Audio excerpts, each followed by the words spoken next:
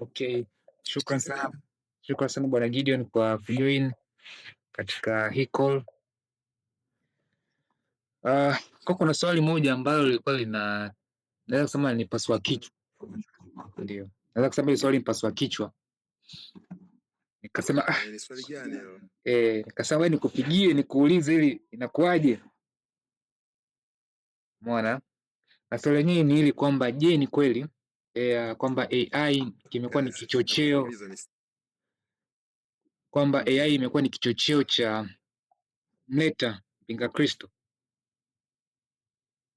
Popote uliposikia kitu kama hicho ni sahihi kabisa, kwa 100% AI ni kichocheo cha mpinga Kristo, na watu wengi ni kwamba hawafahamu kuwa watu wanafurahia teknoloji kuongezeka. Si unajua Mr. Ignash? Ndio. Watu wanafurahia teknoloji kuongezeka, ila hawawazi kuwa teknolojia ndio inasababisha kuja kwa mpinga Kristo.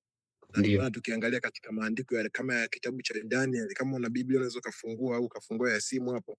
Haraka haraka, Daniel 12 mstari wa 4 inasema siku za mwisho maarifa yataongezeka. Inaonyesha kitu kama hicho, kwamba Daniel alikuwa anaambiwa yatunze maandiko haya kwamba siku za mwisho maarifa yataongezeka. Ina maana watu watapata uelewa juu ya kile kitabu anachokiandika na teknolojia pia itaendelea.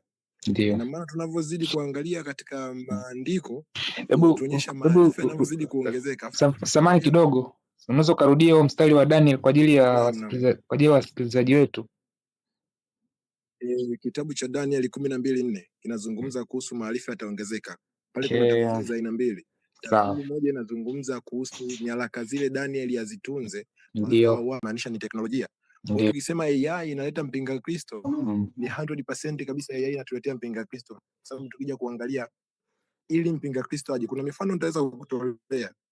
Wanakwambia kusoma katika kitabu cha Ufunuo 13 chote, ukisoma sura nzima, ila kuanzia 16 pale nakwambia watu hawataweza kuuza kununua. Anakwambia atawafanya maskini, tajiri, watumwa na watu wa kila aina kutii sheria yake. Ndio. Sasa tukiangalia sasa hivi duniani watu watatii sheria za mpinga Kristo, lazima wabanwe kwenye kodi za mpinga Kristo ili waweze kutii.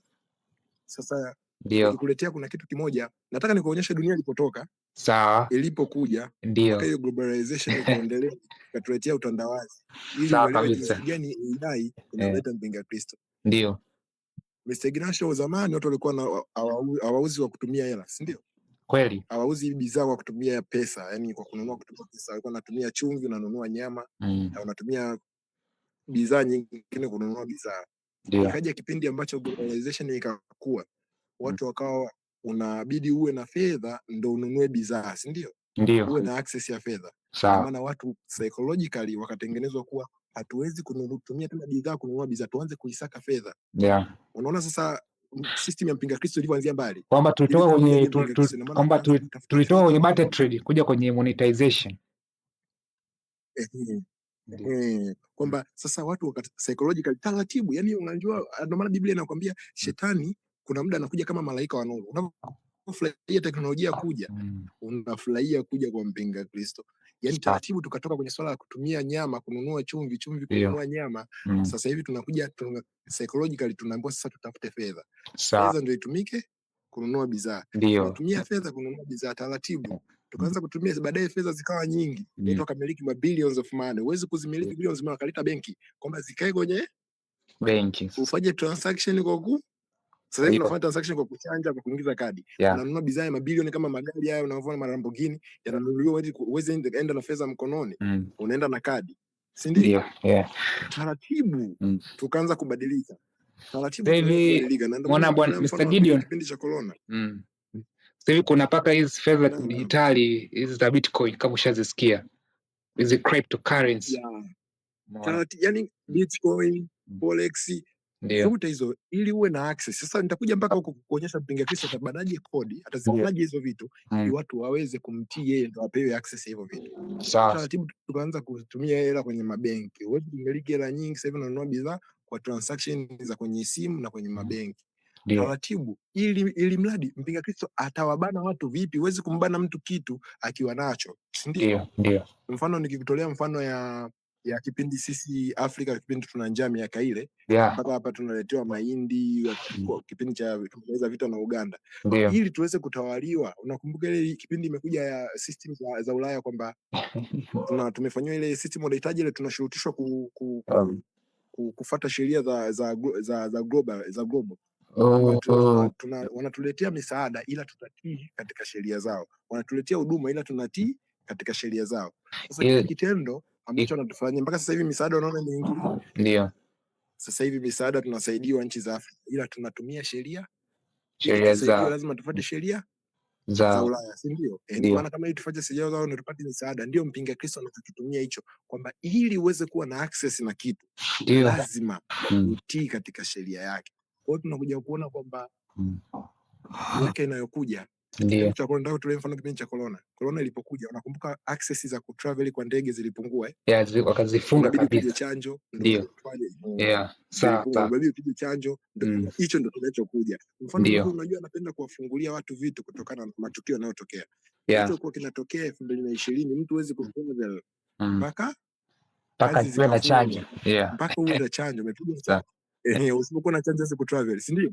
Sasa hicho ndio kinachokuja kwamba AI inatuletea nini sasa? Kuletea mambo madhara ya AI. Maana hata Elon Musk alizungumza mwaka 2014 akasema kwamba AI na akazungumzia bomu la nyuklia, akasema nyuklia bomu lake si kwamba ni madhara sana likitua duniani kuliachia kwenye dunia kulinganisha na madhara ya AI. Akasema madhara ya AI ni makubwa kuliko hapo nina point kubwa kwamba zamani kitu ambacho kilikuwa kinaogopeka dunia kwamba ambacho kinaweza kaisumbua dunia ni bomu la nuclear. Sababu bomu la nuclear ni kama hivyo tunaona kama Hiroshima na Nagasaki. Mpaka leo madhara bado yapo, ambao ni bomu la miaka na miaka kule hivi. Sasa AI ni zaidi hata ya mabomu ya Nagasaki. Ndio. Endelea. Nakwambia AI ni zaidi, ndio maana sasa hivi ukija kuangalia nchi za Ulaya sasa hivi Marekani, China na nchi zingine za Asia wameanza kuwatoa watu kazini kwenye mahoteli wanatumia robots. Sawa. Alichokizungumza Elon Musk 2010 kabla AI imeanza kuchochea hapa 2022. Ndio. Wakati AI zinaingia hapa 2022 kwa wingi, watu wameanza kuacha kazi zao. Kwenye mahoteli sasa hivi zinafanya AI marobot. Sawa. Si ndio? Ndio. Ina maana sasa hivi watu wanapoteza ajira. Hicho ndio anasema Elon Musk kwamba ni hatari sana kuliko bomu la nyuklia. Watu wanapoteza ajira, watu wanakuwa maskini. Sasa mpinga Kristo anakuja na kimoja kwamba AI imeingia, watu wanakuwa maskini, hawana ajira. Ili uwe na access na kazi, upate fedha, lazima utii katika sheria yake. Sawa. Itia kadi ikiingia ikizama hela utoi, si ndio? Ndio. Unaona sasa hivi ukikosea namba ya siri mara 3 hela utoi, si ndio? Sasa hivi kinachotokea ni kwamba yani hivyo vitu vimeshatengenezwa, ni mifumo ya system iliyotengenezwa kwamba inakuja kumrahisishia jamaa akija aweze kutudasa vizuri. Kwa hiyo Elon Musk yote amezungumza watu wanavyokuja kupoteza kazi, ajira, kila kitu. Watu unajua njaa ndio kitu kinachommaliza mwanadamu, kitu cha kwanza. Njaa ikiingia duniani ina maana watu tunatii sheria kama ilivyo tupata msaada tutii sheria zao. Kwa hiyo kinachokuja ni kwamba tukisema maandiko ya hapo Gideon hapo hivi Gideon amka leo kwenye pita zangu leo akawa anasema kwamba hela ni kama maji, kwamba you need it every time. Naweza nikasema yani every time you need it. Yani hela ni kama maji. Hela ni kama maji, usipoyaoga utainywa. Utainywa. Utayanawa. Yani kuna namna ya kuikwepa hela. Unaweza ukaikimbia kaja kwa mfumo wa mvua. Ndio. Kabisa.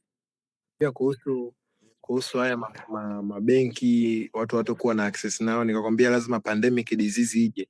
Kwa sababu sasa hivi wako civilized, mnafahamu kabisa watu sasa hivi wana uelewa mkubwa. Kila kitu kinachoendelea duniani. So na Biblia inakwambia shetani anakuja kama malaika wa nuru. Si ndio? Maana akija kama malaika wa giza mnaweza mkajua mkampiga. Mkaweza kujifunza naye. Hiyo ni Wakorintho wa kwanza hiyo hapo.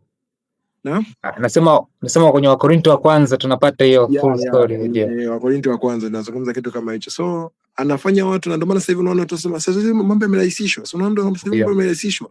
Unakuja 1 2 3 kawaida. Watu wanafurahi, yani ni anakuja kama malaika wa nuru, ili mradi nyinyi msielewe, muhisi teknolojia inarahisisha mambo. Kumbe teknolojia inamrahisishia yeye aweze kuiteka dunia. Sema hapo hivi hapo hivyo watu wengi wanasema kwamba maisha yamerahisishwa, sio kama zamani, vitu vimekuwa simple zaidi, haki zinaongezeka, yani tutapata free nini. na katika kitu ambacho watu hawajui, nimekuwa nikiposti sana, kwa naumia sana kuona teknolojia inavyoongezeka. Hicho kitu kinaniumiza sana. Kwa watu wengi wanaofuatilia waone, alisemaga Elon Musk siku moja, akasema AI, alisema kabla AI ijaje 2014, alisema kabla 2022 hazijaanza kuchochea, alisema with artificial intelligence we are summoning the demons. Kwa kupitia AI ndio summon the demon. Hapa akasema the guy with the pentagram.